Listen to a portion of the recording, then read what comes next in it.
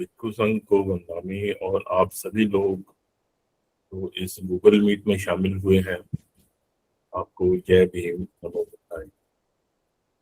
तो देखिए, जैसे डॉक्टर योगेश दमन जी ने कहा कि बहुत कुछ मौतों का है। देखिए, मेरा कहना यह है कि पूरी, देखिए मैं ये नहीं कहता कि मैं सब कुछ जानता हूँ, लेकिन जितना मेरा अध्ययन है,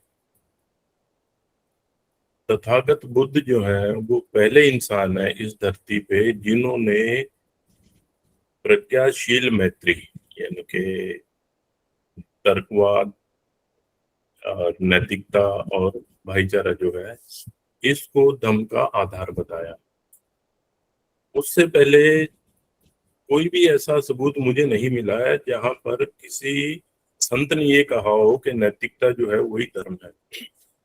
तो इसलिए दुनिया में उनके बाद जो भी संत आया हो, उसने जाने अनजाने में जो जिसने भी ये कहा कि नैतिकता जो है, अच्छे काम करना है, ये धर्म है, माँ बाप की सेवा करना धर्म है, तो ये उन्होंने बुद्ध की ही बात की है। तो ये मतलब भारत ही नहीं, पूरी दुनिया में बुद्ध जो है पहले मतलब वो संत है जिन्होंने नैतिकता को धर्म बताया है। तो चलिए आज के विषय की शुरुआत करते हैं। तो ऐसे ही देखिए, बुद्धिज्म में बहुत बड़ा साहित्य है, उसमें उसमें है जातक कथाएं हैं। तो देखिए, बहुत से लोगों ने वैसे सुनी होंगी, पढ़ी होंगी, तो उनका आज रिवीजन हो जाएगा, और जिन्होंने नहीं पढ़ी है उनको एक नई जानकारी मिल जाएगी। तो आज उस विषय पे आपसे बात करना चाहूंगा। तो देखिए, क्या है कि जो जातक कथाएं हैं उनमें जो हमारा भारतीय सभ्यता है, जो हमारी भारतीय सभ्यता है, या जिसको संस्कृति कहा जाता है, कल्चर कहा जाता है, असल में भारत को सभ्य बनाने में सिर्फ और सिर्फ, यानी क्या, तो उनका हाथ है महावीर स्वामी का, और या फिर तथागत बुद्ध का है। महावीर स्वामी जो है वो बहुत ज्यादा मतलब उनका प्रचार प्रसार नहीं हुआ, लेकिन बुद्ध जो है वो पूरी दुनिया में, पहले तो भारत में जो भी आज के समय में जो भी कोई अच्छी बात होती है, ये बुद्ध की बताई हुई है। तो ऐसे ही जो जातक कथाएं जो है, इनमें बहुत कुछ जो बुद्ध की शिक्षा है उनको सरल रूप से समझाने की कोशिश की गई है। दूसरी बात यह है कि जातक कथाएं जो है ये बहुत प्राचीन के अपना साहित्य है। ये तथागत के समय से ही कहानियां बननी शुरू हो गई थी, और लास्ट में राजा हर्षवर्धन के समय तक ये फाइनल स्टेज पे पहुंच गई थी। बुद्ध के समय पे तो ये पाली भाषा में होती थी। और देखिए, क्या है कि हमारे लोग जो है, हम सिंधु सभ्यता के जिसको बोलते हैं उसके वारिस हैं। तो हम शुरू से ही पढ़ना लिखना, हमारे लोग जो है पढ़ना लिखना जानते थे। हम जो भारतीय हैं ये पढ़ना लिखना जानते थे। जो सम्राट अशोक की धम्म लिपि है उसमें आज की जो देवनागरी है उसके सभी स्वर व्यंजन करीबन करीबन उस समय मिलते हैं। तो जब इतने हम पढ़े लिखे लोग थे, तो ये ऐसा कोई भी कारण नहीं है कि ये जातक कथाएं जो है ये लिखी नहीं गई हो। और इसका सबसे बड़ा सबूत क्या है कि जो तीसरी संगति हुई जिसमें सम्राट अशोक ने तीनों पिटकों को, त्रिपिटक जो है उसको लिखवा दिया था, उसका संग्रह कर दिया था, उसमें एक उसके खुदक निकाय में ये जातक कथाएं शामिल कर ली गई। तो ये इसमें कोई शक वाली बात नहीं है कि ये बाद में नहीं बनाई गई हैं, ये बुद्ध के समय से बनती आ रही हैं। और जो सम्राट अशोक ने भरूच और सांची के स्तूप बनाए, उसमें भी इन कथाओं का यानी कि चित्रण किया गया है, वो दीवारों पे उकेरी गई हैं। तो ये तो मतलब उसमें ये है कि इसका जो भी कथाएं ये नई नई बनाई गई है, पुरानी कथाएं हैं ये, और बुद्ध के समय से ये बनी हुई है। दूसरा क्या है कि सभी कथाएं जो है ये महाकारुणिक बुद्ध से जुड़ी हुई हैं। उनका एक, सभी कहानियों में क्या है कि एक पिछला जन्म उनका दिखाया गया है, जिसमें वो बौद्धिस्त थे और उन्होंने पंचशील या अपना जो धम्म का कार्य किया था, और उसके बाद जैसे वो मतलब बुद्ध बने हैं।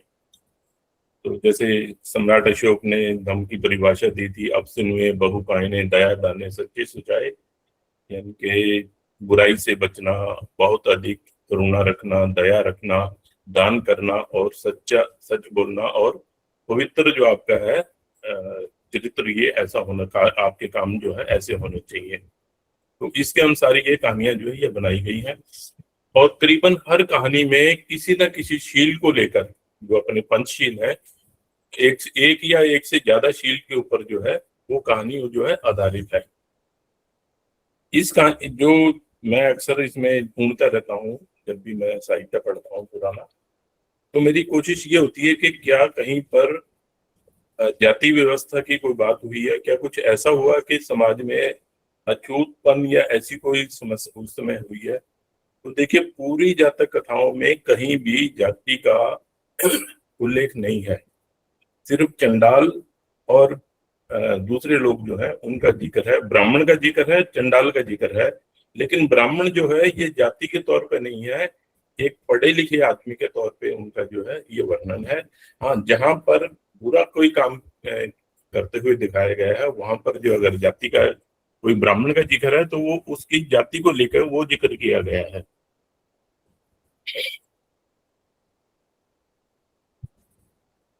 एक जो चीज इन कथाओं में मुझे अच्छी लगी, जो मुझे जान के थोड़ा अच्छा लगा उसमें, कि सभी लोग सभी प्रकार का काम करते थे, उसमें कुछ भी जाति की बंदिश जैसी कोई चीज नहीं थी कि जो ब्राह्मण है वही पढ़ाएगा, क्षत्रिय लड़ेगा, ऐसी जात पात की कोई छुआछात की कोई भी इसमें बात नहीं है।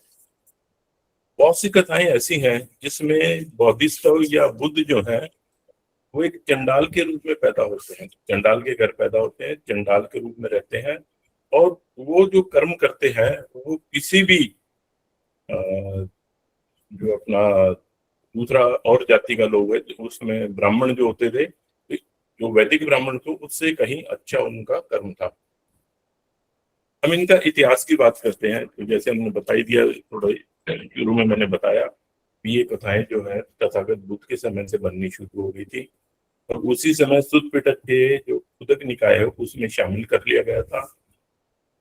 और सम्राट अशोक के समय पे ये इतनी ज्यादा पॉपुलर हो गई थी कि जो उन्होंने जब ये स्तूप बनाए तो उसमें जो है इनका जो चित्रण कर दिया गया उन्होंने। और इसमें आज जो हमें ये कथाएं मिलती हैं ये बनते बुद्ध घोष हैं, उनके द्वारा संग्रहित की गई ये कथाएं हैं, और इन कथाओं में उन्होंने टीका लिखी, उसमें यानी कि उसका अर्थ लोगों को समझाया। और जहां तक मुझे लगता है कि शायद बनते बुद्ध घोष ने अपनी तरफ से कहानियां बना ली, या इनका जो एडिशन था ये उन्होंने श्रीलंका से लिया, और वहां क्योंकि महायानी और इस तरह के लोग जो है उनका ज्यादा प्रचलन है। और देखिए, मैं एक दिन ऐसे ही श्रीलंका का पढ़ रहा था, तो मुझे ये जान के दुख भी हुआ और हैरानी भी हुई कि वहां पर विष्णु को बुद्ध की तरह पूजा जाता है। तो ये थोड़ा मतलब बहुत से वहां पर अपने बौद्ध विहार हैं या चैत्य हैं या स्तूप हैं जहां पर बुद्ध की जगह विष्णु की मूर्ति लगी हुई है, और वो लोग वही गाते हैं अपना जो त्रिशरण और ये सब वही गाते हैं, बुद्धम शरणम गच्छामि, और ये जो पंचशील का पाठ वो सब करते हैं, लेकिन मूर्ति वहां पर विष्णु की रखी हुई है, या उन दोनों की मिक्स करके जो बनाई हुई मूर्ति रखी हुई है। खैर, तो वहां से जब ये उन्होंने जातक कथाएं ली, तो नेचुरली है कि वो लोग जो है इसमें उन्होंने बहुत कुछ, जैसे उनका मत था भी आदमी का पिछला जन्म होता है, फिर आगे ऐसे उस कहानी को और यानी कि सुदृढ़ करने के लिए और अधिक उसको ठोस बनाने के लिए उन्होंने पिछला जन्म जो है उसमें ऐड कर दिया। तो बंदे बुद्ध घोष ने इनको जो है 5 भागों में पाली में लिखा, और फिर जो बनते आर्य सूर हैं उन्होंने इसको संस्कृत में किया। और करीबन 6वीं-7वीं शताब्दी में ये कथाएं भारत से बाहर गई और फिर इनका अरबी, फारसी वगैरह में इसका अनुवाद हुआ। और फिर जब ये कथाएं वहां बनी तो साथ में लोगों ने फिर उसके आधार पे वो अल्फ लैला और वो अरेबियन नाइट्स और ऐसी जो कहानियां जो है उनका जो है लोगों ने बनानी शुरू की। तो ये तो हमारा है इनका जातक कथाओं का इतिहास जो है। अब इसमें जो जैसे मैंने पढ़ा और जैसे हम अक्सर नहीं इस चीज पे पुनर्जन्म में विश्वास नहीं करते हैं कि किसी आदमी का पुनर्जन्म नहीं होता। तो अगर हम ये कहें कि तथागत बुद्ध का पहले वो बौद्धिस्ट इस रूप में थे और बाद में उनका जो है बुद्ध की तरह जन्म हो गया, तो जो भी कहानी है उसमें लास्ट में जो लाइन है उसमें बुद्ध ये बोलते सुनाई देते हैं, और वह तो मैं ही था। यानी कि जिस पहले जो पिछले जन्म में सिर्फ ऐसा नहीं, जातक कथाओं में सिर्फ बौद्धिस्तव जो है एक मनुष्य के रूप में पैदा होते हैं, बल्कि वो पशु और पक्षियों के रूप में भी पैदा होते हैं। और फिर वो जो कुछ काम जो दम के काम है वो करते हैं जो एक्सट्रीम पे होते हैं, मतलब बिल्कुल हम ये कहें कि बिल्कुल ये एक लास्ट स्टेज है, वहां तक वो दम का काम करने में जाते हैं। और जब फिर बुद्ध लास्ट में फिर ये कहते हैं कि वो तो मैं ही था, ये जो चीजें हैं ये मेरे ही उसमें की गई है, मेरे द्वारा ही पिछले जन्म में की गई है। तो ये जो कहानियां हैं इसमें ये ऐसा क्यों पिछला जन्म क्यों दिखाया गया है? तो देखिए ये एक मतलब सर्वमान्य, या आप ये कह दिए कि ये ऐसा होता है। जितने भी हम लोग हैं, चाहे इस गूगल मीट में सुन रहे हैं या जो बाहर के लोग हैं, उसमें क्या है कि हर आदमी का एक तर्क का लेवल कम या ज्यादा होता है। हर आदमी जो खास करके जो आम आदमी है, या आप यूं समझिए पढ़ा लिखा नहीं है, उसको अगर आप हर चीज तर्क की कसौटी पर कसने को कहें तो वो शायद नहीं कर पाएगा। और दूसरा क्या है कि हम सब में नायक पूजा की भावना होती है, हम सभी किसी के पीछे चलना चाहते हैं। तो जब हम किसी के पीछे चलेंगे तो ये कुदरती बात है, हम उसी आदमी के पीछे चलेंगे जो हमसे बड़ा होगा, हमसे ज्यादा ज्ञानवान होगा, हमसे ज्यादा वो उसमें शक्ति होगी, पावर होगी, या हमसे ज्यादा कुछ कर पाता होगा। तो इसलिए फिर उन्होंने कहानी ऐसी बनाई कि बुद्ध जो है उन्होंने पिछले जन्म में ये किया और अगले जन्म में फिर वो बुद्ध बने। और ये जो कहानी इस तरह फिर उनके जो है वो उस जो पंचशील का कोई भी आप समझे लीजिए उसकी एक, जैसे वो उन्होंने बतानी है भी इस चीज को समझाना है, तो पहले बुद्ध ने ये पिछले बौद्धिस्त जन्म में ये किया और उसके बाद ये किया। तो क्या है कि आम आदमी के ये चीज समझ में आ जाती है कि हमें अच्छे काम करने चाहिए। देखिए बुद्ध ने तो पिछले जन्म में भी किया था, इस जन्म में किया, तो कम से कम हमें इस जन्म में तो अच्छे काम कर लेने चाहिए। और देखिए ये हमारी शायद बौद्धों की थोड़ी सी वो है, हमारे लिए दुख की बात है कि हमारा जो साहित्य जो है, हमने बहुत अच्छा साहित्य जो है उसकी रचना की है बौद्धों ने बुद्ध के समय से ही। लेकिन समय के साथ उस साहित्य को या तो पॉल्यूट कर दिया गया, या तो उसको जो है भ्रष्ट कर दिया गया, और या फिर नष्ट कर दिया गया उसकी जगह पे। अब देखिए मैं ऐसा एक जगह श्रीलंका के बारे में पढ़ रहा था, अब उन पंथे का मेरे को नाम ध्यान नहीं है इस समय पे, जो सम्राट अशोक ने अपने बेटे और बेटी को, यानी कि बनते महंत को और माता संघमित्रा को जब वहां भेजा, तो उनके साथ दो चीजें भेजी। एक तो बोधि वृक्ष है उसकी एक सैपलिंग यानी कि पौध भेजी, ये बुद्ध का जो है इस वृक्ष के नीचे उनको ज्ञान मिला था वो भेजा वहां पर। और दूसरा उन्होंने त्रिपिटक जो है उसकी कॉपी भेजी। उसके बाद वो जो बनते थे श्रीलंका में, उन्होंने उसका टीका लिखी, अपनी सिंहली भाषा में अनुवाद किया, उस पर अपनी टीका लिखी, और फिर ओरिजिनल जो है उसको जला दिया। ये अब मुझे उसका ये उस किताब में, यानी अच्छी भली किताब है वो, शायद श्रीलंका से ही पब्लिश्ड है या ऑक्सफोर्ड यूनिवर्सिटी से, मतलब अच्छे किसी ऑथर की किताब है। तो मुझे थोड़ा ये दुख हुआ है। तो ऐसे ही ये जो हमारी ये जातक कथाएं हैं, इनमें ओरिजिनल हो सकता है कि जो जब बनी हो तो इसमें सिर्फ बुद्ध की एक ही जन्म की कहानी हो, और उसको जो है उन्होंने उसको अपने जो भी शिक्षा देनी है उसमें समझाई हो, लेकिन बाद में जो है इस लोगों ने इसमें गड़बड़ करके, और हो सकता है ओरिजिनल को उन्होंने नष्ट कर दिया हो, लेकिन आज हमें जो मिलती है सिर्फ इसी रूप में मिलती है, जिसमें उनके पिछले जन्म की कहानी है और इस जन्म की कहानी है। अब देखिए, मैं कई बार बुद्ध के बारे में कोई फिल्में देखता रहता हूँ, अच्छा, तो अब है वहां पर कोरिया की, जापान की और थाईलैंड वगैरह की जो फिल्में बहुत सी बनती हैं, उसमें क्या है कि वो एक जैसे नॉर्मली होता है फिल्म में, एक हीरो होता है, एक विलन होता है। तो एक उसमें एक बंदर की कहानी, तो उसमें अक्सर वो फिल्म आती है। तो वो क्या है कि उसको कुछ शक्तियां मिल जाती हैं, कुछ ऐसा दिखा के, और वो फिर बुद्ध को भी चैलेंज कर देता है, सारी दुनिया को उसको जो है उत्पात मचा देता है। तो तब आसमान से ऐसे बुद्ध का हाथ जो है ना वो आता है ऐसे, और उस बंदे को यानी कि वो पहले तो जैसे अपनी अकड़ दिखाता रहता है, और लास्ट में बिल्कुल जो है आप ये समझिए चींटी से भी छोटा दिखाते हैं, उसके ऊपर बुद्ध का हाथ टिक जाता है और वो उसमें दब जाता है, और फिर वो जो हाथ उसको यूं उठा के हाथ जमीन पे रखता है। और तो ये क्या है कि उन लोगों की ये कल्पना है कि बुद्ध जो है वो सर्वशक्तिमान है, वो किसी भी बदमाश को या ऐसे बंदे को ठीक कर सकते। तो ये देखिए, इसमें क्या है कि हर आदमी की, अब देखिए उस फिल्म में जो बनाया गया या वहां के लोग जो चीज देखते हैं, तो ये उनमें ये है कि बुद्ध जो है वो पूरी दुनिया में सबसे ताकतवर है।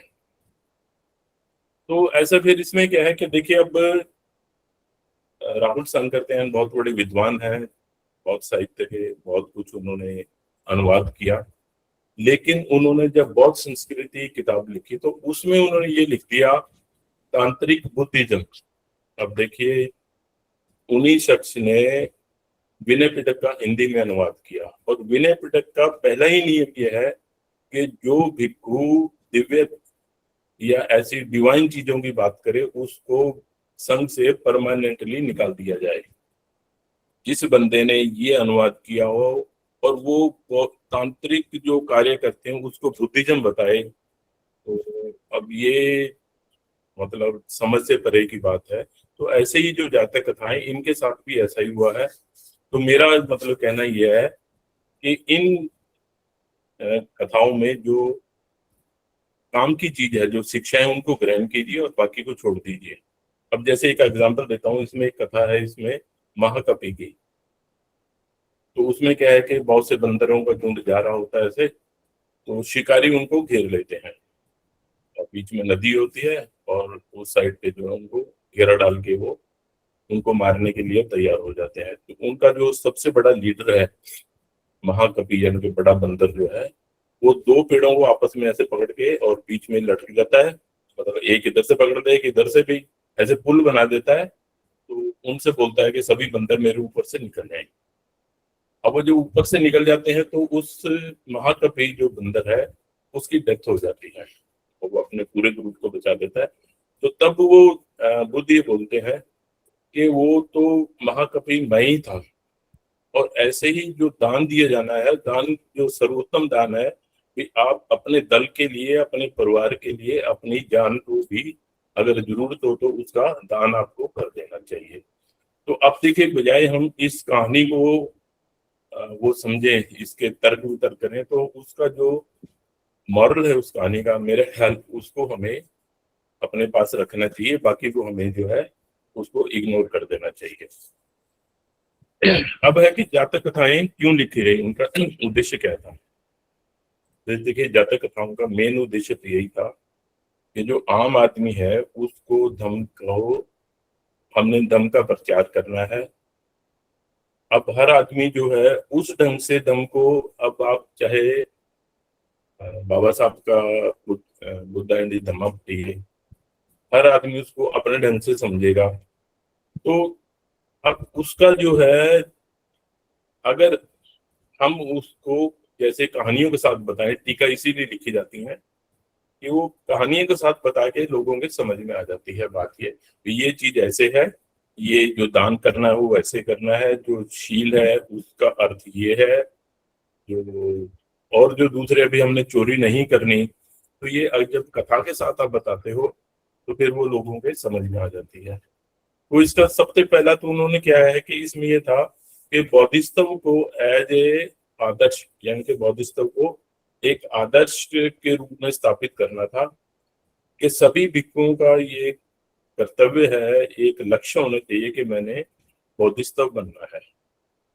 तो एक तो इसका मकसद ये था। दूसरा था कि कर्म का सिद्धांत समझाना।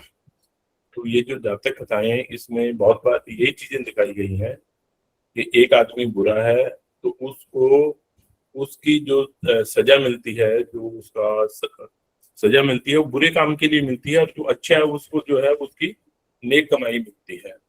तो ये उसको समझाने के लिए ये ऐसी कथाएं लिखी गई आम आदमी को। और इसमें क्या है कि जैसे बौद्धिस्तव का वो सिद्धांत दिया गया, तो जैसे कबीर साहब का है वो, फिर कबीरा मार्ग सत्य का, वैसे मैंने इसको थोड़ा वो कर दिया है, बदल के कर दिया है कि कबीरा मार्ग दम का जो पेड़ खजूर, चढ़े तो चाखे मेवा रस, गिरे तो चकनाचूर। तो जैसे आप खजूर पे चढ़ते हो तो ये इसमें क्या है कि आपको लगातार जो है, ऐसा नहीं है कि आपने आगे तक गए और उसके बाद आप बुरे काम करने लग जाओ, जैसे कोई कहे जी मैंने निर्वाण प्राप्त कर लिया, लेकिन जैसे ही आप कोई गलत काम करोगे, पंचशील का आप जो उल्लंघन करोगे, तो उसी समय से आप बिल्कुल नीचे आ जाते हो। फिर उसके आपको जो है लोग फिर ऐसा होता है कि आपको फिर दोबारा से उस मार्ग पे चलने भी नहीं देते, ऐसा भी हो सकता है। और आम लोग जो है उनको व्यवहारिक नैतिकता यानी शील सिखाना इसका वो था। अब जैसे इसमें कहानियां हैं दान के बारे में, कि दान आपको जो है भोजन का भी दे सकते हैं, धन का भी दे सकते हैं, सुरक्षा का भी दे, जैसे भी आपके पास जो सामर्थ्य है वैसे आप उसको दान दे सकते हैं। धैर्य में क्या है कि अगर देखिए आप विरोधी के सामने जाते हैं और विरोधी जो है आपके ऊपर, जैसे अब गांधी के बारे में बताया जाता है कि उन्होंने अहिंसा से जो है आजादी दिला दी, करे तो उनका अलग है। तो अब जैसे बहुत से लोग यहाँ बैठे हैं अपने प्रोटेस्ट करते हैं, तो उसमें ऐसा नहीं कि हर बार आप लाठी सोटा लेकर वही जाओगे। अगर आप इकट्ठा होकर भी विरोध करते हो तो ये उसमें है। इसमें जो सबसे मेन जो मुझे अच्छी लगी बातें, इसमें कहीं भी जादू टोना या ऐसी चीजें नहीं सिखाई गई है। कहीं भी ये नहीं सिखाया गया है कि जब आपको मुसीबत होती है तो भगवान यहाँ से प्रकट होगा और आपको जो है बचा लेगा, कोई देवी प्रकट होगी आपको बचा लेगी। इसमें यही है कि जब भी आप पे समस्या आती है आपको धैर्य रखना है, और धैर्य के हिसाब से अपने दिमाग के संतुलन बना के उसको जो आपने इसका हल करना है। और तीसरा इसका क्या है कि बहुत शिक्षाएं जो है ये आम लोगों तक पहुंचानी है, उनका प्रचार प्रसार करना है। तो इसको जब मजेदार कहानियां बना के आप बताओगे तो ये बच्चा है जो वो भी समझ लेता है, तो शिक्षक है तो वो भी समझ लेता है, राजा जो है वो भी समझ लेता है। आप सत्संग के तौर पे करते हो तो सभी लोग इसको जो है समझ लेते हैं। और इसके साथ ही उनमें क्या है कि जब ऐसी बताते हैं बात तो फिर वो साथ में ये कहते हैं कि आप बुद्ध की शरण में आइए, तो लोग फिर समझते हैं ठीक है जी, जब बुद्ध ऐसे थे तो हमें जो है उनको अपना शास्त्रा मान लेना चाहिए।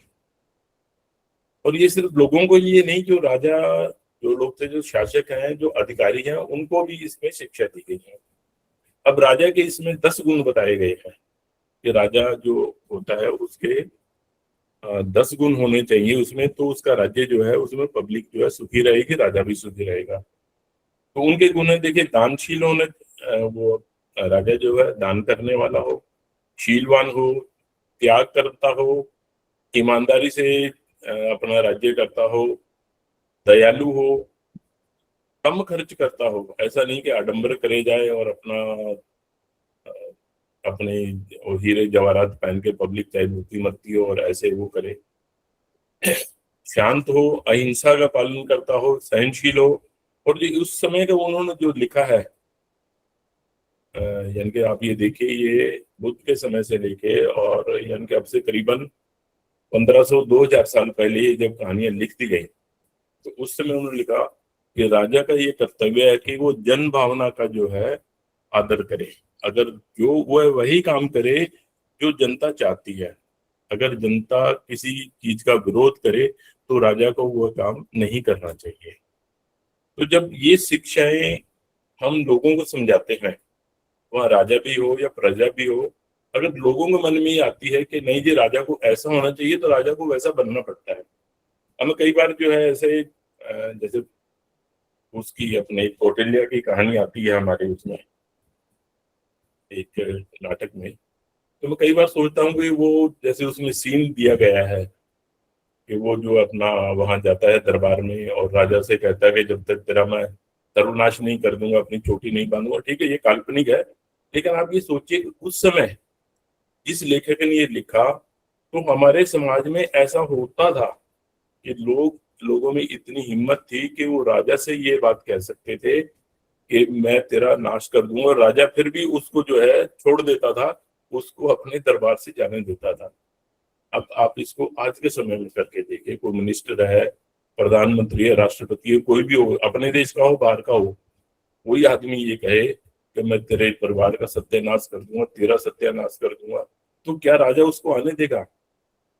ये जो हमारी जातक कथाएं थी, ये लोगों में ये भावना पैदा करती थी, राजा को समझाती थी कि आपको जन भावना का जो है आदर करना चाहिए।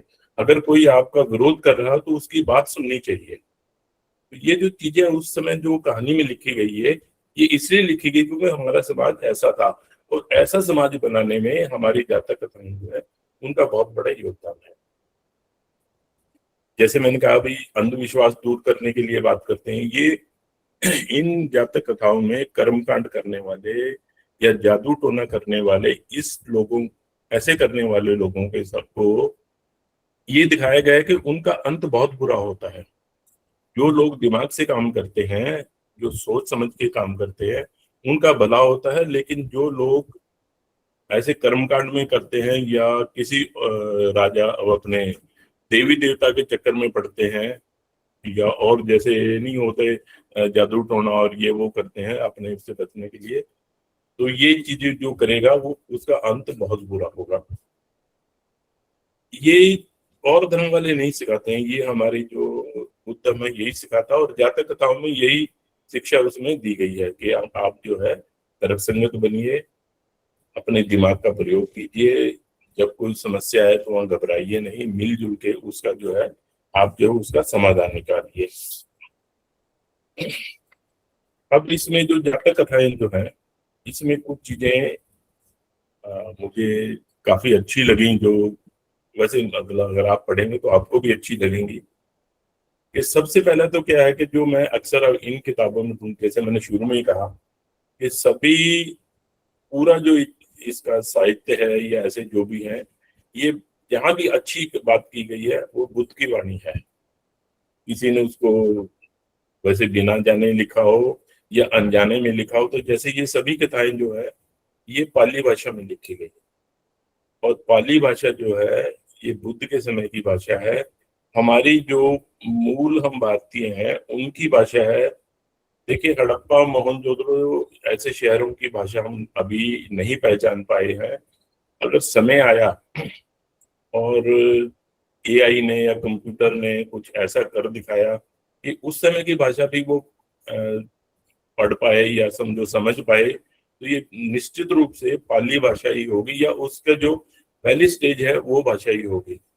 संस्कृत भाषा जो है ये मतलब आज जो वो कहते हैं कि ब्राह्मण धर्म की भाषा, एक्चुअल में ये हमारे देश में बाबा साहब ने जैसे वो लिखा है, ये अपने बहुत सी के ग्रंथों में लिखा है कि देव जो हैं ये भारत का एक कबीला था, जैसे मनुष्य अपन और दूसरे कबीले ऐसे ही कबीला था, और ये संस्कृत भाषा उनकी थी। ये बाद में ये एक हिस्ट्री का अलग चैप्टर है ये, कि जो ये बाहर से विदेशी लोग आए उनके साथ टाई अप हुआ और फिर उन्होंने ये संस्कृत भाषा जो है अपना ली।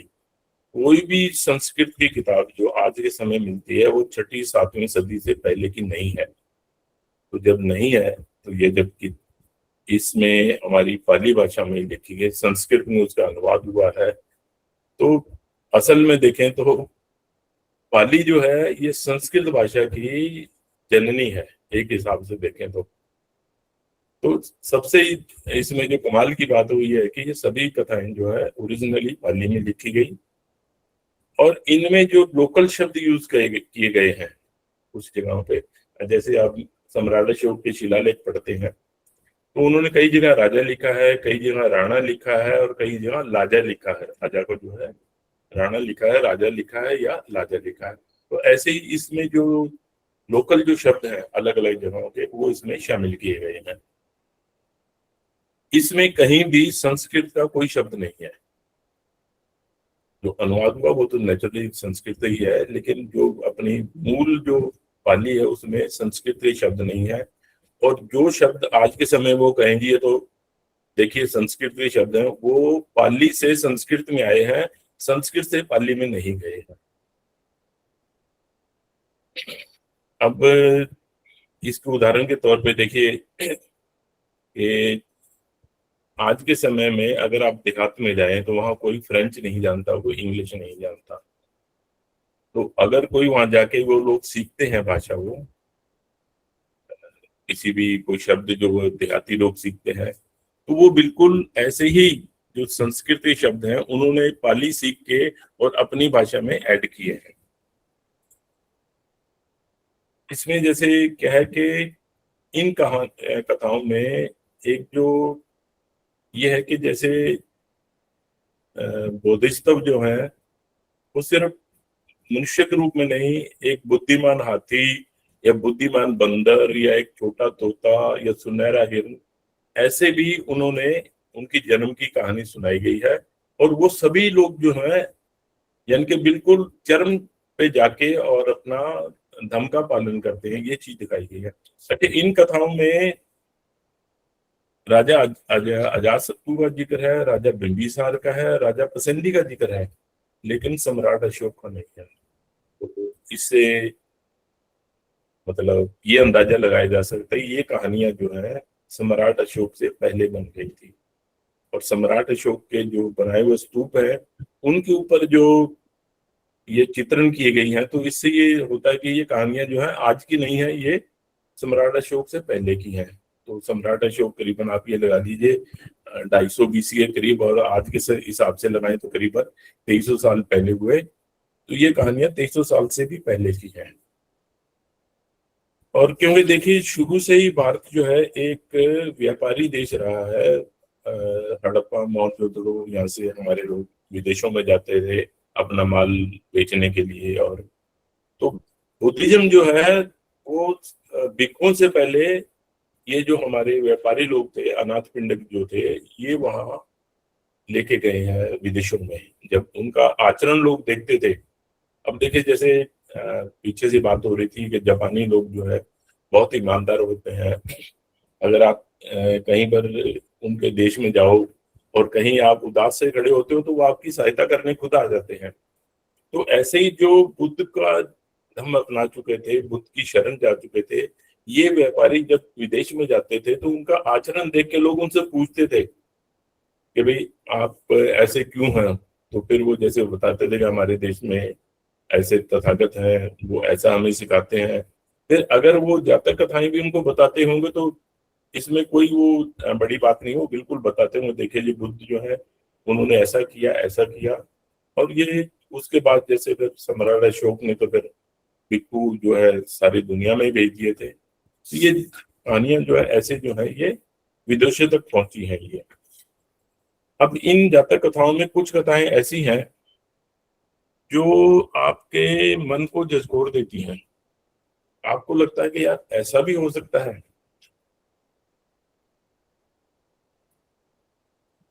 तो देखिए उसमें एक कहानी है व्याघ्री जातक के नाम से। अब व्याघ्री जातक में क्या होता है कि उसमें जैसे दिखाया गया है कि बोधिसत्व एक होते हैं, वो एक भिक्षु के साथ जा रहे होते हैं। तो वो देखते हैं कि एक पहाड़ी में नीचे जो है एक कंदरा यानी गुफा के बीच एक वो होती है अपने शेरनी लगाओ, व्याघ्रनी, व्याघ्री या जो भी है भाई, शेरनी होती है वो, उसके 2-4 बच्चे होते हैं। तो वो भूख से इतनी तंग आ चुकी होती है कि वो अपने बच्चों को खाने के लिए होती है, कि बच्चा जो है भूख से वो, यानी कि एक माँ जो है अपने बेटे को या अपने बच्चों को खाने के लिए तैयार हो जाती है भाई, अगर खाने को उसको नहीं मिल रहा था। तो वो बोधिसत्व जो है वो भिक्खू को तो कोई काम के लिए थोड़ा साइड में भेज देते हैं और वहां ऊपर से छलांग लगाते हैं, और उस शेरनी के आगे आके उनकी डेथ हो जाती है, और वो बच्चे और वो जो शेरनी है उनका जो है मांस खा लेती है। जब वो भिक्खू वापस आता है वहां से, तो वो देखते हैं कि बोधिसत्व कहीं है ही नहीं है। फिर वो नीचे आए, देखते हैं भाई वो शेरनी तो वो बच्चों के साथ चली जाती है, कि उनका जो चीवर है वो खून से लथपथ वहां पड़ा है। तो तब बुद्ध ये कहते हैं कि जो दूसरों की जान बचाने के लिए, बच्चों की जान बचाने के लिए जो अपने आप को दान करते, ऐसा जो है भाई वो उन जो बोधिसत्व ने जो किया वो मैं ही था। तो ये जो कहानी है, तो ये आपको एकदम यानी कि झकझोर देती है भी, हाँ ठीक है भाई, अगर दान करना है आपने तो दान जो है ऐसे भी होना चाहिए। एक महाकवि जातक की कथा है, वो मैं अभी आपको पहले बता चुका हूँ कि जैसे वो अ, पूरे दल को वो घेर लेते हैं लोग, तो उनसे अपने दल को बचाने के लिए वो अपनी जान जो है वो कुर्बान कर देते हैं, अपनी जान जो है वो अपने दल को बचाने के लिए।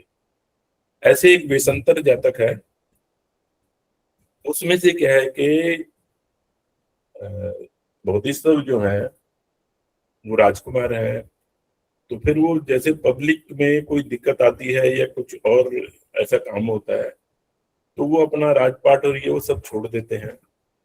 उनके शायद 2 बच्चे हैं, पत्नी है, इस तरह से। तो वो जो है अपना देखिए, जैसे हमें कहानी सुनाई जाती है हरिश्चंद्र की, उसमें कहानी में क्या बताया गया है कि राजा को सपना आता है और वो ब्राह्मण को दान करते हैं। तो अब उसका दान पूरा करने के लिए वो खुद भी बिक जाता है बंदा, अपनी पत्नी को बेच देता है और बच्चों को बेच देता है। लेकिन इस कहानी में जो असल में जो ओरिजिनल कहानी है, बोधिसत्व जो है खुद काम करते हैं, अपनी पत्नी को कोई काम लगाते हैं और अपने बच्चों तक को मेहनत के लिए वो जो है दान कर देते हैं भी, ये जो है आपका जो काम जो है इसको ये पूरा करेंगे। तो ये कहानी है। तो उसमें बाद में क्या, जैसे वो उनका वो पूरा जो मकसद था वो पूरा हो जाता है, तब वो बहुत बुद्ध जो है वो बोलते हैं कि यह तो मैं ही था, और हमें जो है दूसरों के दुख दूर करने के लिए हमें इस ढंग से मतलब प्यार रहना चाहिए। एक शिबी जातक है, उसमें शिबी जो है जातक है, उसमें कोई आदमी आता है उनके पास, वो राजा होते हैं, और उनसे कहता है कि आपकी आंखें मुझे दान दीजिए, मेरी आंखें अगर मिल जाए तो मैं देखने लग जाऊंगा। खैर ऐसा तो वैसे पॉसिबल नहीं है, लेकिन जो कहानी है वो बोधिसत्व जो है अपनी आंखें जो है निकाल के उनको दे देते हैं। अब उसके बाद खैर वो जो जैसे उसमें दिखाया गया है कि उनकी आंखें जो है वो ठीक हो जाती हैं, और वो भिक्षु जो है वो अपनी उसकी भी आंखें ठीक हो जाती हैं जिस तरह इसमें दिखाया गया है। तो ये कहानी कुछ ऐसे अभी अपने जो आपको अगर कोई मांगने वाला, जहाँ को जरूरतमंद है, तो आपको इस हद तक जो है उसको दान करना चाहिए। अब इसकी कहानी उन्होंने लोगों ने यहाँ से कहानी उठाई और अपना एक सिद्धी राजा बना के उसकी कहानी बना दी। एक बात जो है वो चिड़िया को मारने के लिए होता है, तो वो चिड़िया जो है वो राजा की शरण में आके बैठ जाती है और वो कहती है तो मेरा शिकार है, इसको तो मैं ही खाऊंगा इसको जो है। तो वो राजा कहता है कि जी मैं अपना शरीर दान कर देता हूँ, ऐसे जैसे वो कहानी बनाई है। तो देखिए ये चीज और उस कहानी में, इसमें दोनों में जो है अंतर देखिए आप। तो एक राजस्थानी भाषा में एक, वैसे सादा तो ये कहा जाता है कि नकल के लिए भी अकल चाहिए, लेकिन राजस्थानी भाषा में ये कहा जाता है कि जो आंख होता है, अगर राजस्थानी भाषा में बोलो तो ये आंकड़ा का है आम को मिला के, ये मतलब हमारी भाषा में कहा जाता है राजस्थान में ये जो आंख जो होता है उसके जो वो फल लगता है, डोडी लगती है, वो आम जैसी शक्ल होती है लेकिन वो आम नहीं होता। तो आंख जो है उसके आम नहीं लगते। आप नकल भी करो तो उसके लिए आपको अकल चाहिए। अब ये देखिए उसमें टाइम हो गया वैसे, ये तो अगर आप समय दें कल के लिए तो मैं बाकी कल कर दूंगा, अभी है थोड़ा। ठीक, कल ही पूरा करना ठीक रहेगा, क्योंकि ना फिर हाँ जी, जल्दबाजी में कल ठीक रहेगा पूरा करना। ठीक है चलिए। तो इसमें बस एक थोड़ा सा बता देता हूं मैं कि सम्राट अशोक जो है उनका नाम नहीं है, लेकिन उनके से मिलती जुलती कुछ कहानियां इसमें है। जैसे क्या है कि उसमें एक संवर जातक है, उसमें वो जो बोधिसत्व जो है उनके 99 भाई हैं, जैसे सम्राट अशोक के बारे में बताया जाता है। और सम्राट अशोक के बारे में ये गलत कहानी बनाई गई कि उन्होंने अपने सभी भाई मार दिए और अपना राज जो है वो अपने गद्दी पे बैठ गए। वो चंड अशोक से क्या धम्म अशोक बन गए, लेकिन ऐसा हुआ नहीं, ये कहानी बनाई गई है। तो ऐसे ही ये जो संवर जातक है इसमें बोधिसत्व है, वो अपने 99 उनके भाई हैं और वो कहते हैं कि हमने राजा बनना है। वो या बगावत करते हैं, और जैसे सम्राट अशोक ने अपने भाइयों के साथ मिलजुल के जो है, उनके 99 नहीं 2 या 3 भाई थे, तो उनके साथ मिलके अपना राज्य चलाया, वैसे ही इस कहानी में ये चीज बताई गई है। एक दूसरी कहानी है निगरोध मिर्ग की। जैसे आमतौर पर बताया जाता है कि सम्राट अशोक को जो है एक निगरोध नाम से बालक होता है, वो उनको जो है दीक्षा देता है। तो ऐसी ही कहानी इसमें है ये। तो ये कहानी भी वैसे काफी अच्छी इसमें जो है बनाई गई है कि निगरोध नाम से एक सुनहरा हिरण होता है, वो हिरणों का जो है राजा होता है। और वहां पर एक शेर या ऐसा आता है, तो उसको सभी ये करते हैं कि आप रोज पालतू जीव मार देते हो, तो हम आपको एक वो जो है हिरन रोज भेज दिया करेंगे। तो उसमें फिर क्या होता है कि एक हिरनी होती है जो कि गर्भवती होती है, वो रोने लग जाती है राजा के पास जाके। निग्रोध जो है उनसे बोलती है कि अ, वो सिर्फ मैं ही नहीं मरूंगी, मेरा बच्चा जो हो वो भी मारा जाएगा। तो इसके लिए मेरी विनती है कि किसी और को भेज दीजिए। तो राजा कहते हैं कि देखिए ऐसा है कि ये मेरा बनाया हुआ रूल है, तो इसको मैं तोड़ नहीं सकता। हाँ, ये कर सकता हूँ कि आपकी जगह मैं चला जाता हूँ। तो उसके सामने पेश होते हैं जाके, और भविष्य दिखाए गए हैं उनको। जैसे वो पेश होते हैं तो वो जो शिकारी होता है या जो भी वो खाने वाला शेर जो भी है, उसका मन पिघल जाता है। तो वो कहता है जी देखिए आप इतने महान हो, तो मैं, जब आप ये कर सकते हो तो मैं क्या एक अपना जो है एक दिन का शिकार नहीं छोड़ सकता। उसके बाद उन्होंने शिकार करना बंद कर दिया। और ये जो चीज है, हाँ, एक राजा होता है, मतलब वो अपने उसमें क्या सब्जी के या जो मांस बनाने के लिए वो रोज हिरन वो करता है। तो ये जब कहानी ऐसी है, तो ऐसी बहुत सी कहानियां हैं। तो अ, ये निग्रोध जो है उनका बताया गया है अपने भतीजा शायद सम्राट अशोक का, कि वो जो है उनको फिर घर से भाग जाते हैं। इस तरह से वो कहानियां हैं। तो ये जो, इसको चलिए हम कल करेंगे आराम से। तो मेरा ख्याल आज मैं अपनी वाणी को आराम दूं, और सभी का साधुवाद। आपने सुना, इसमें कुछ भी आपको गलत लगा हो तो, या कहीं भी आपको कोई चीज समझ तो खैर आपको आएगी जो भी मैं बोला हूँ, फिर भी कोई आपको क्लैरिफिकेशन चाहिए तो मैं कुछ आज बता दूंगा, नहीं बता पाऊंगा तो कल आपके सामने बता दूंगा। नमो बुद्धाय।